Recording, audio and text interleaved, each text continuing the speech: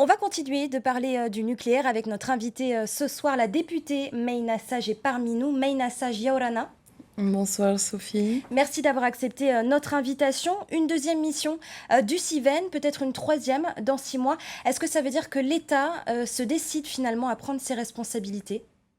Vous savez, il a fallu 7 ans pour modifier cette loi et enlever cette notion de risque négligeable. Entre-temps, on avait élargi les zones géographiques, on avait étendu la liste des maladies.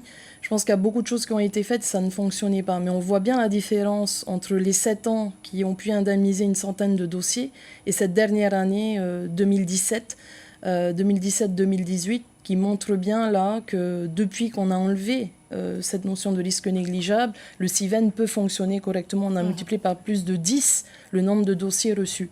Alors bien sûr, il faut aller plus loin. Je crois que l'État aujourd'hui est vraiment partie prenante, en tout cas depuis 2 ans, et dans la lignée des accords de l'Élysée, c'est ce qui s'est décidé.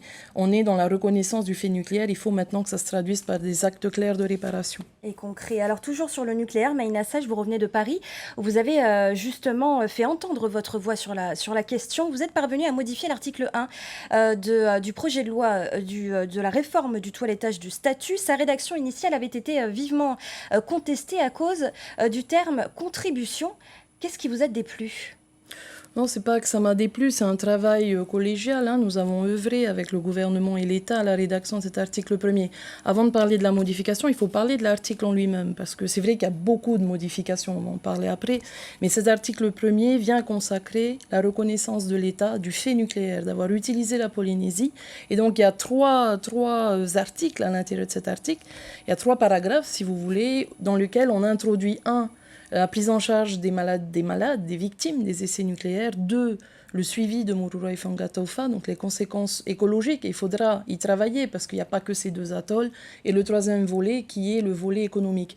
Et ce que nous avons voulu proposer, parce qu'on sentait qu'il y avait une lecture un peu différente de ce terme contribution, et l'Assemblée, effectivement, a souhaité à l'unanimité préciser ce terme contribution pour bien expliquer que ce n'était pas une volonté de la Polynésie qui ait des essais nucléaires ici, que c'était bien la volonté de l'État. De la France. Alors pour Édouard Fritsch, au contraire, cette modification relève de la littérature, selon ses propres termes. Pourquoi, au contraire, ce changement est-il essentiel pour vous, finalement?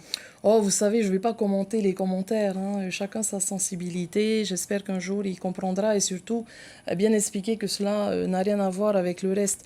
Le but, c'est au contraire d'apaiser les choses et de faire en sorte que tous les Polynésiens, quelle que soit sa sensibilité politique, puisse se retrouver dans cet article qui doit nous réunir avant tout. Le plus important, ce n'est pas cette modification. Le plus important, c'est tout le contenu de l'article premier. Alors on va parler d'autres sujets, puisqu'évidemment il n'y a pas que le nucléaire dans cette réforme du statut, Meina Sage.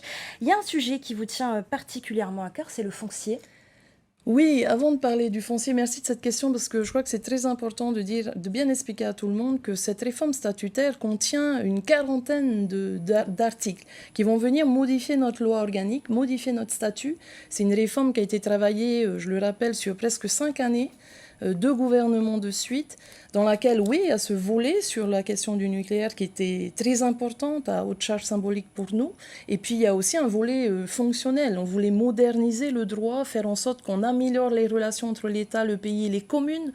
On vient préciser la capacité des communes à intervenir dans le champ économique, dans le champ social. C'est quelque chose de très demandé. Il y a également un volet sur la coopération régionale. La Polynésie va pouvoir demain siéger dans des organisations internationales en dehors du Pacifique. Bref, il y a énormément de choses à l'intérieur qui seront utiles pour le bon fonctionnement du pays. Et enfin, ce dernier volet, vous le disiez, celui du foncier, oui, qui me tient particulièrement à cœur parce que je l'ai suivi plus précisément. Notamment cette dernière année, vous vous rappelez de la loi Letchimy, depuis laquelle on a effectivement introduit des modifications du Code civil. Donc, juste préciser une chose, on a créé le tribunal foncier et depuis 2015, on a travaillé à modifier ce Code civil. C'était pas facile et je voudrais remercier tous ceux qui se sont associés à cette démarche, la DAF, la Direction des affaires foncières, les juges, les notaires, etc., etc. Et bien sûr le ministère de la Justice. On va introduire 5 modifications majeures. pour demain. Alors Maïna Sage, on va tout de même revenir un petit peu sur ces divergences entre vous et le Tapoura. Il y en a eu également concernant les européennes avec les autres parlementaires. Vous avez fait part de votre désaccord concernant le soutien, le choix du Tapoura de soutenir la République en marche. Est-ce qu'aujourd'hui, vous avez pu discuter avec Édouard Fritch depuis que vous êtes revenu à Tahiti? Alors, vous savez, je suis revenue hier, hein, donc évidemment que notre objectif, à tous les quatre, puisqu'on s'est encore eu récemment il y a quelques jours, tous les quatre, c'est vraiment pour l'instant de rester en marge de cette campagne, en attendant qu'on soit tous les quatre réunis. Donc, vous confirmez que vous resterez en marge de la campagne des européennes? Tout à fait. C'est une décision qu'on a prise de manière collégiale avec Lana Tetuanui, Nicole Sanker et Nui Holore, en attendant cette rencontre. Donc on souhaite être au complet, on va dire, pour pouvoir en débattre avec le président. Si vous voulez, on respecte cette décision, c'est le choix du conseil politique, du comité de majorité, soit, mais ça a de réels impacts pour nous, au niveau de Paris, et donc nous allons en discuter. Donc pour l'instant, nous restons en marge. Je voudrais juste faire une petite précision. Cela n'a rien à voir avec le candidat, hein, parce que j'entends beaucoup de choses depuis que je suis rentrée. On apprécie tous Tehari Alpha, il n'y a pas de souci. Ça n'a rien à voir par rapport à ce ministre que l'on trouve tous très compétent, qui est maire, qui est, je pense, tout à fait apte demain à être candidat sur une liste aux européennes. Ce n'est pas le sujet.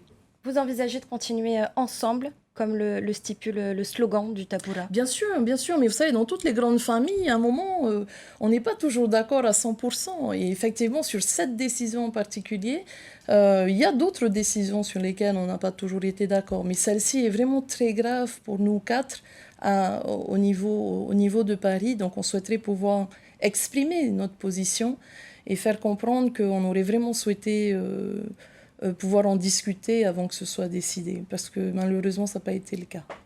Merci Maïna Sage d'avoir été notre invitée ce soir. Merci.